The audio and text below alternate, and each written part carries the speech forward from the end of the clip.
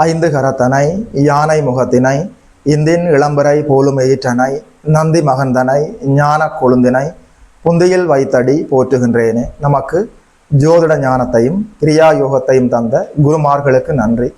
ஜோதிட சொந்தங்களுக்கு வணக்கம்.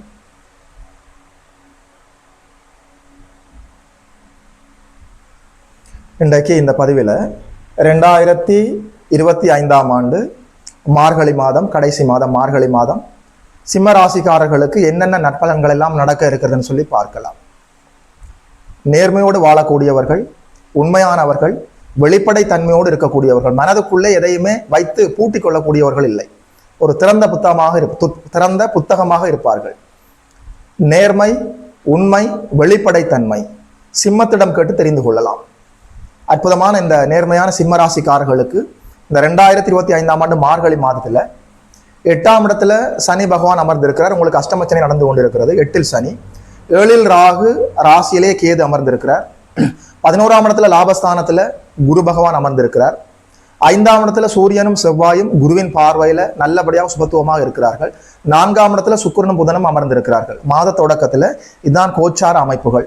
மாதத்தினுடைய நடுப்பகுதிக்கு பிறகு உங்களுடைய 2ஆம் அதிபதி, உங்களுடைய தனாதிபதி புதன் பகவான் குருவின் வீட்டுல குருவின் பார்வையில் வந்து அமர இருக்கிறார் 5ஆம் இடத்துல. மாதத்தினுடைய முதல் வாரத்துல ஒரு 5ஆம் தேதி அளவில் சுக்கிர பகவான் தனுசு மனையில் வந்து அமர்ந்து விட்டு மாதத்தினுடைய கடைசியில ஒரு 28ஆம் தேதி அளவில் மகரத்தில் சென்று அமர இருக்கிறார். பெரும்பாலான நாட்கள் குருவினுடைய மனையில குருவின் பார்வையில சுக்கிர பகவான் சுபத்துவமாக இருக்கிறார் 5ஆம் இடத்துல இந்த மாதம் முழுவதும். அதாவது என்னதான் அஷ்டமச்சனை நடந்து கொண்டிருந்தாலும் சிம்ம ராசிக்காரர்களுக்கு 8இல் சனி, 7இல் ராகு என்ற கோச்சார அமைப்புகள், இந்த கோச்சார வேத அமைப்புகளால சனி பகவானால அப்படி ஒன்றும் பெரிய தீய பலன்களை உங்களுக்கு தர முடியவில்லை. சரி, அதை மீறி ஏதோ சரி உங்களுக்கு தருகிறார் என்றால் அவரை நேரடியாக எதிர்கொள்ளக்கூடியவர் குரு பகவான் லாபஸ்தானத்தில் இருக்கிறார். நீ என்ன வேண்டாம் செய்து கொள், நான் சிம்ம ராசிக்காரர்களுக்கு எல்லா லாபங்களையும் நன்மைகளையும் செய்ய போகிறேன் என்று உறுதி செய்கிறார். உண்மையில சொல்றேன், சிம்ம ராசிக்காரர்களுக்கு இந்த மார்கழி மாதத்துல வெறும் பெயர் அளவுக்கு தான் அஷ்டமச்சனை நடக்கிறது. அப்படி ஒன்றும் பெரிய கெடுபலன்கள் இல்லை. குருநாதரின் துணை இருக்கிற போது குரு இருக்க கோடி நன்மை, குரு பார்க்க கோடி நன்மை. லாபத்தில் குரு அமர்ந்திருக்கிறார். நீங்கள் கவலைப்படுவதற்கு எதுவும் இல்லை. உண்மையில சொல்றேன், அதாவது 5ஆம் இடம் நல்லபடியாக வளர்ந்து இருக்கிறது. குழந்தைகள் மூலம் ஏற்பட்ட கவலைகள் எல்லாம் மார்கழி மாதத்துல அப்படியே படிப்படியாக பகலவனை கன்ற பனி போல அப்படியே ஒதுங்க போகிறது. உண்மையில சொல்றேன், குழந்தைகளுக்கும் உங்களுக்கும் இடையில இருந்த கருத்து வேற்றுமைகள் அப்படியே விலகும். உங்களை பற்றி குழந்தைகளும் குழந்தைகளை பற்றி நீங்களும் ஏற்படுத்தி கொண்ட கருத்து மோதல்கள், மிஸ் அண்டர்ஸ்டாண்ட் எல்லாமே அப்படியே விலக போகிறது. தூர தேசங்களிலிருந்து குழந்தைகள் மூலம் நல்ல செய்திகள் வரும். குழந்தைகளுக்கு கல்வியில முன்னேற்றமாக போகலாம். குழந்தைகள் ஆனந்தமாக இருப்பதை பார்த்து நீங்கள் ஆனந்தப்படக்கூடிய அற்புதமான மாதமாக இருக்கிறது. 5ஆம் இடம் வலுத்திருக்கிறது. நல்ல புத்தி கூர்மை செயல்படும். என்னதான் அஷ்டமச்சனை நடந்து கொண்டிருந்தாலும், என்னதான் சனி பகவான் உங்களுக்கு சில அசௌகரியங்களை தருவதற்கு முயற்சி செய்து கொண்டிருந்தாலும், என்னதான் கேது ராசியிலே அமர்ந்து உங்களை ஒரு விரக்தி நிலைக்கு தள்ளி கொண்டிருந்தாலும், குரு பகவானுடைய அற்புதமான சப்போர்ட் இருக்கிறது. சரியாக பயன்படுத்திக் கொள்ளலாம். நேரடியாக 5ஆம் இடம் குருவின் பார்வையில் இருக்கிற போது புத்தி கூர்மை, தெளிவு, சமநிலை, சமயோகித புத்தி, முடிவெடுக்கக்கூடிய ஆற்றல் எல்லாமே தெளிவாக இருக்கிறது. இந்த மார்கழி மாதத்துல சிம்ம ராசிக்காரர்களுக்கு கோச்சாரத்தின் அடிப்படையில என்னால எந்த தீய பலன்களும் சொல்ல முடியவில்லை. ஒரே ஒரு இடத்துல சிம்மராசிக்காரர்கள் சற்று உஷாராக இருந்து கொள்ள வேண்டும். ராசியிலேயே கேது அமர்ந்திருக்கிறார். 7ல ராகு அமர்ந்திருக்கிறார். 2ஆம் இடம் 2ஆம் வீடு குருவின், அதாவது சனியின் பார்வையில் இருக்கிறது. 8ல சனி அமர்ந்திருக்கிறார். 2, 7, 8 இந்த அமைப்புகள் அசுபர்களின் தொடர்புக்குள் வந்திருக்கிறது. இந்த அமைப்புகள்ல காதலன் காதலி, கணவன் மனைவி, நீங்கள் ரிலேஷன்ஷிப்பில் இருந்தால், காதலித்துக் கொண்டிருந்தால் தேவையில்லாத கருத்து முரண்பாடுகளை தவிர்க்க வேண்டும். ஏதாவது அசௌகரியங்கள் வந்தால் இந்த மாதம் காதலை கொஞ்சம் நிறுத்தி வைத்து விடுங்கள். அடுத்த மாதம் மறுபடியும் காதலிக்கலாம். அதாவது எல்லாமே தற்காலிகம் தானே. இந்த மார்கழி மாதத்துல கணவன் மனைவிக்கு இடையில தேவையில்லாத கருத்து முரண்பாடுகள் வருவதற்கு ஒரு வாய்ப்பு இருக்கிறது, பார்த்துக் கொள்ள வேண்டும். 7ல ராகு, 8ல சனி, 2ஆம் இடத்தை சனி பார்க்கிறார். ராசியிலேயே கேது அமர்ந்திருக்கிறார். என்னதான் அசுப கிரகங்கள் உங்களுக்கு கெடுதல் தர முனைத்துக் கொண்டிருந்தாலும், ஒரு முனைப்பில் இருந்தாலும், குரு பகவான் அனைத்தையும் ஓவர் கம் பண்ணி கொண்டு கடந்து செல்வதற்கான வாய்ப்புகளை தந்து கொண்டே இருக்கிறார். உங்களால உங்களுக்கு ஒரு கெடுதலும் இல்லை என்றால் மார்கழி மாதத்துல உங்களுக்கு எந்த தீய பலன்களும் இல்லை. சரியாக புரிந்து கொள்ளுங்கள். உங்களுடைய கோபத்தால, உங்களுடைய பிடிவாதத்தால, உங்களுடைய அவசரத்தால வாழ்க்கை துணையோடோ அல்லது நீங்கள் ரிலேஷன்ஷிப்பில் இருப்பவர்களோட, உங்களுடைய காதலியோடோ தேவையில்லாத குழப்பங்களை, கருத்து முரண்பாடுகளை ஏற்படுத்திக் கொள்ள கூடாது. இந்த ஒரு விடயத்துல தான் கணவன் மனைவி ஒற்றுமை என்ற விடயத்துல மட்டும்தான் நீங்க சற்று, அதான் ஒண்ணும் இல்லைங்க, தேவையில்லாத சூடான விவாதங்களை தவிர்த்து விட்டா போதும். கோபம் வந்தா கொஞ்சம் தண்ணி சாப்பிடுங்க, தண்ணி குடிங்க, தண்ணீரை இருந்தலாம். அதாவது வார்த்தைகளை விடக்கூடாதுங்க. இதை நாங்கள் அதாவது வார்த்தைகளை விட்டுட்டா மறுபடியும் அதை உள்ளே எடுக்க முடியாது. அதனால நம்முடைய வாழ்க்கை துணையோடு கருத்து முரண்பாடுகளை ஏற்படுத்தாமல் அசுபமான தேவையில்லாத வார்த்தைகளால் அவர்களை காயப்படுத்தாமல் இருந்து விட்டாலே இந்த மார்கழி மாதத்தை நீங்கள் இயல்பாக கடந்து வந்து விட முடியும். 7ல ராகு, 8ல சனி, 2ஆம் இடம் சனியின் பார்வையில் இருக்கிறது. ராசியிலேயே கேது அமர்ந்திருக்கிறார். எதிர்பாலினத்தவர்கள் மேல, கணவன் மனைவி, காதலன் காதலிக்கு இடையில தேவையில்லாத கருத்து முரண்பாடுகள் வருவதற்கு ஒரு வாய்ப்பு இருக்கிறது. அந்த ஒரு விடயத்தை தான் பார்த்து கொள்ள வேண்டும். சரியாக புரிந்து கொள்ளுங்கள். மற்றபடி 5ஆம் இடம் பலத்திருக்கிறது, 4ஆம் இடம் பலத்திருக்கிறது. உண்மையில சொல்றேன், அப்படி ஒன்றும் கைமீறி போகாது. பொருளாதார நெருக்கடிகள் மார்கழி மாதம் சிம்ம ராசிக்காரர்களுக்கு இல்லை. எந்த விதமான பொருளாதார நெருக்கடியும் இல்லை. ஏதோ ஒரு விதத்தால உங்களுக்கு பைனான்சியலா சப்போர்ட் இருந்து கொண்டே இருக்கும். சரியாக நீங்கள் அதை பயன்படுத்திக் கொள்ளலாம். அஷ்டமச்சனி காலத்துல மார்கழி மாதத்துல 100% குருவோட சப்போர்ட் இருக்குது. இதை விட வேற என்னங்க வேணும்? எந்த ராசிக்கு இப்படி நடக்கும்? சரியாக புரிந்து கொள்ளுங்கள். நீங்கள் அதிர்ஷ்டசாலிகள், கடவுளுடைய கருணைக்கு பாத்திரமாக இருக்கிறீர்கள். சிம்ம ராசிக்காரர்கள் இந்த மார்கழி மாதத்துல கோவப்படாம, அவசரப்படாம, டென்ஷன் ஆகாம சமநிலையாக இருந்து விட்டாலே குருவோட கருணையின் மூலம் எல்லா நன்மையும் நடந்துவிடும். மார்கழி மாதம் என்று சொல்கிற போது சூரிய பகவானை வைத்துத்தான் ஒவ்வொரு மாதங்களும் தீர்மானிக்கப்படுகிறது. சூரிய பகவான் மேசத்துல சித்திரை மாதத்துல மேசத்துல உச்சமாக இருக்கிறார். ஆவணி மாதம் தன்னுடைய சொந்த வீட்டுல ஆட்சி பெற்றிருக்கிறார், சிம்ம மனையில, சிம்ம வீட்டுல. ஐப்பசி மாதம், தீபாவளி மாசத்துல ஐப்பசி மாதத்துல அவர் துலாத்துல நீச்சம் அடைந்திருக்கிறார். தனுர் மாதத்துல அதாவது மார்கழி மாதத்துல தனுசு வீட்டில் அமர்ந்திருக்கிறார் சூரிய பகவான். நல்லபடியா குருவின் பார்வையில சிவராஜ யோகத்தில் இருக்கிறார். உண்மையில சொல்றேன், இதெல்லாமே இந்த அதாவது கணவன் மனைவி கூடையில தேவையில்லாத கருத்து முரண்பாடுகளை ஏற்படுத்தி கொள்ளக்கூடாது. சரியாக நீங்கள் அதை புரிந்து கொள்ள வேண்டும். நேற்று போல் இன்று இல்லை, இன்று போல் நாளை இல்லை. ஒவ்வொரு நாளும் புதிதாக வந்திருக்கிறது. விழிப்புணர்வோடு நீங்கள் அதை எதிர்கொண்டு விட்டால் வாழ்க்கை வரமாகி விடும். சரியாக புரிந்து கொள்ளுங்கள். முன் முடிவெடுக்காமல், பழக்க தோஷத்துல முடிவெடுக்காமல், இந்த வினாடி வாழ்க்கை நம் முன்னால் எப்படி வந்திருக்கிறதோ அதற்கு பதில் கொடுக்க வேண்டும். சரியாக புரிந்து கொள்ள வேண்டும். அதாவது 2025ஆம் ஆண்டு மார்கழி மாதம் சூடான விவாதங்களை தவிர்த்து விட்டாலே எல்லா நன்மைகளும் குருவால உங்களுக்கு நடக்க இருக்கிறது. பொருளாதார நெருக்கடிகளே இல்லை. மாணவர்கள் நல்லபடியாக கல்வி கற்க முடியும். சரியாக புரிந்து கொள்ளுங்கள்.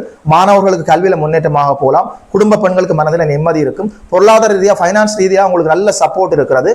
வயதான பெரியவர்களுக்கு உடல் ஆரோக்கியம் மேம்படும்.